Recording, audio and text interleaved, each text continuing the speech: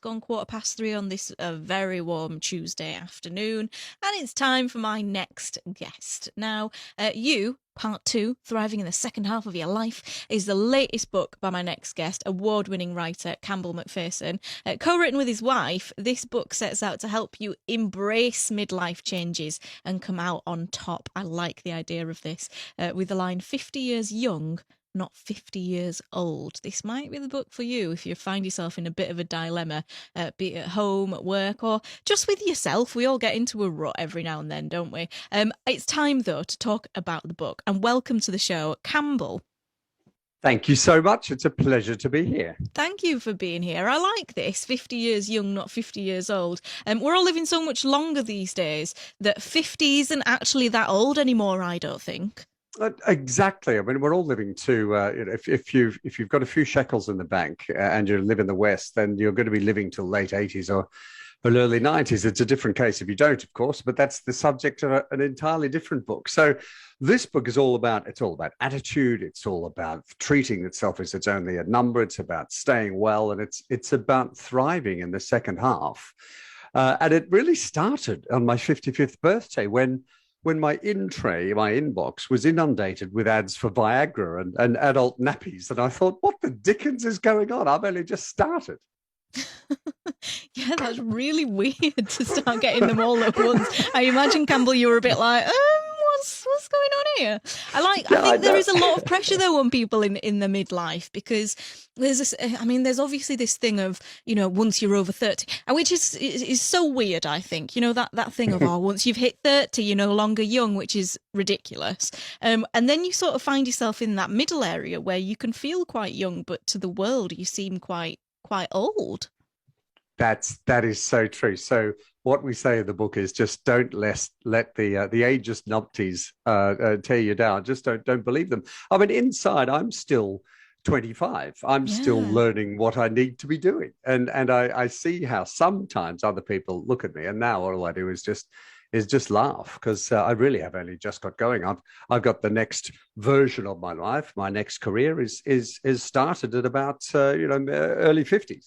So I think it really is just a matter of a number, and it's all about attitude. It's about living well. It's about being well. Yeah, sure, it's about money. So we dedicate quite a bit of the book to that, but in a way that is accessible, because we don't want to.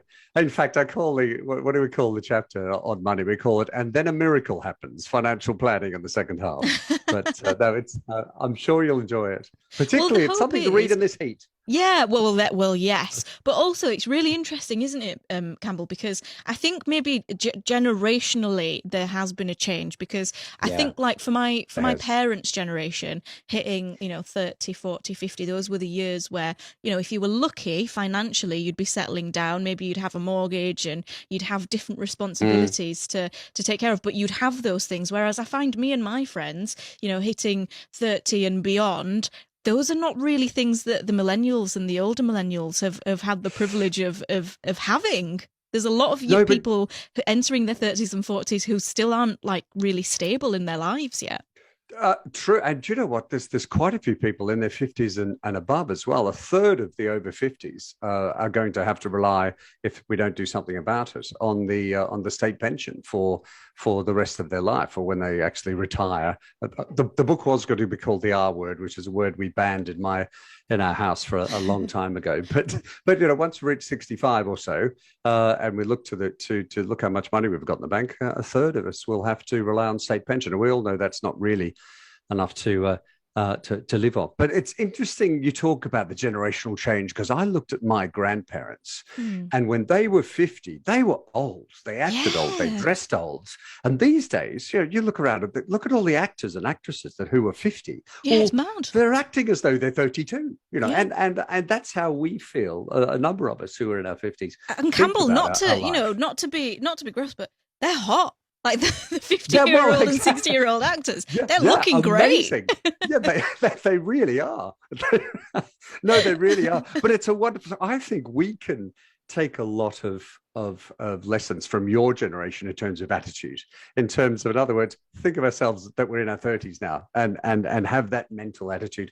In fact, I saw a billboard in Zurich airport that was the actual trigger for the book, and it had this really good-looking 60-year-old silver-haired, fox who was sailing his yacht across Lake Turin, and it said, "60 is the new 40. Do you have the right plan?" And I went, "Yes, that's how they should be advertising to us." And I then showed Jane the ad, and she said, "That's terrible. That's shocking. All that says they're not looking to appeal to women at all with that ridiculous ad. They said that 60 is new 40 just means that 40 is better, being young's better, and don't get me started on anti-aging creams." And I thought, oh my gosh. Yeah. And so my next word was, "Darling, we need to write this book together." Well, this is the great thing. This is the great thing, Campbell, that I was going to ask you about is that, and we talk about this on the show quite a lot because I do find this really interesting, that aging is very different for men than it is for women. And it's the two, I sometimes think, even in media, for example, we see men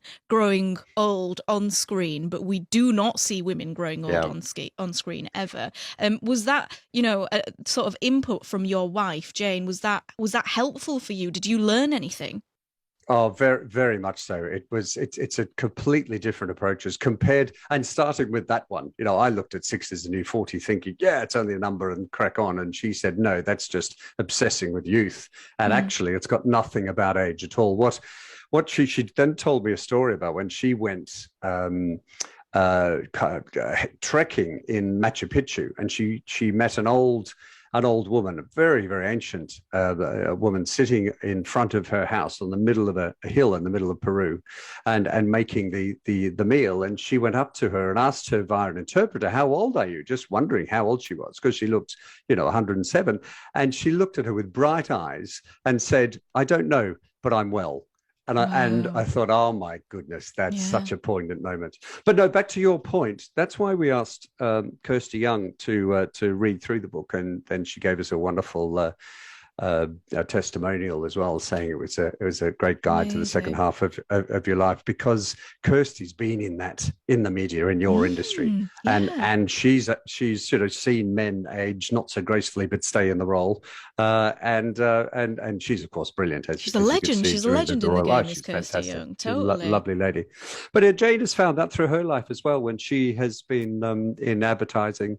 Now she's a yoga teacher. She's sort of forever young, but she has a broad range of clients from all different ages. But it is very different. And the chapter I recommend that points out the difference is the one that we wrote word by word together, which was menopause versus menopause, and points out exactly how different the change of life is. And one is a much paler version of the other. Yeah, absolutely it is. This idea with midlife crisis and men just sort of go bald a bit and want to drive a flashy car, whereas women are really going through something with menopause. They're not allowed to. Yeah, they can't talk about it either, which is something that our society sort of does. And that's the best chapter of the book. Jane wrote that, the menopause chapter, obviously, and it's brilliant about her struggle with HRT and how she came through it, and how yoga can help. And it's a really, really good chapter. I then but I do talk about the male midlife crisis, which is slightly pathetic. No, more than slightly pathetic. However, something happens in the male psyche, and the details are in the book, that when we get to 40, we start to get down. And we think, oh my gosh, is that all we've done in our life? What are we doing? That's terrible. And we get slightly, I won't use the word depressed too much, but we get down. Then when we're 60, 65, we suddenly cheer up again. And it doesn't matter if we've done nothing different, if we've achieved nothing, if we've got a fabulous marriage or we're divorced or whatever it happens, we suddenly go, oh, well, what the dickens? And then are cheering up again. I mean, really, we're a strangely pathetic species, the male human. Genuinely love that this is what you are saying about men, just as a man. Great to hear. Great, refreshing. I think lots of women are thinking at home. Genuinely, this is such a wonderful thing. I love that you've written this. I love that you've written this together as well. Because I think it's good to have both sort of angles on getting a bit older. Campbell, brilliant stuff. This book is called You Part 2: Thriving in the Second Half of Your Life. If you are listening, maybe you've got something to say about your midlife crisis. Have you had one yet? Has anyone listening maybe bought a flashy car? Maybe you're a woman who's actually been through menopause and you are sat there thinking, yeah, actually, it's much worse for women. 81333 on the text, and you can tweet me as well at BBC Leeds. Campbell, thank you so much for being here this afternoon. Absolute pleasure. Lovely to meet you. Campbell McPherson, their award-winning writer.